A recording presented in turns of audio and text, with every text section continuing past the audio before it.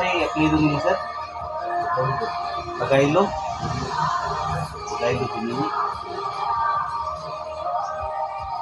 Mga kalods, no? Shout out kay Sir Dominic Tagailo. Adi sa barangay Uno. Barangay Uno, sir? Sa barangay Uno, mga kalods. So, tinawagan niya ako, mga kalods. Nakita niya ko sa, magkapit bahay pala kami dun sa barangay 4, sa area niya dun, mga kalods. Near sa Amigo Coffee. Kasi nga sa imong concert? Ay, mga amigo, si Sir Denny, ang manager sa Amigo Coffee. Ha? Co-manager. Co-manager, mga kalods. So, diyan, nag-service ko.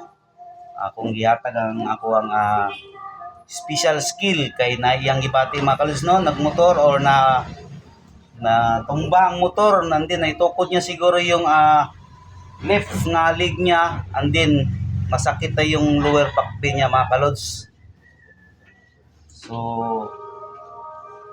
siyempre, trabaho natin, mga kalods, no? Ibigay natin ang ating the best na skill. So, hopefully, ito, mamaya, tapos na to, mga kalods, dahil magsisimba pa si Sir.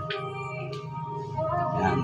Timing naman, mga kalodi, kasi mayroon akong schedule mamaya. Ha? Ayan, mga kalods, at napipil ni Sir, no? Medyo nawala na daw, medyo. Dili lang medyo. Kailan mawala na gyud aron nga wala di na gyud siya mag-suffer sa iyang gibati sa iyang lower back pain.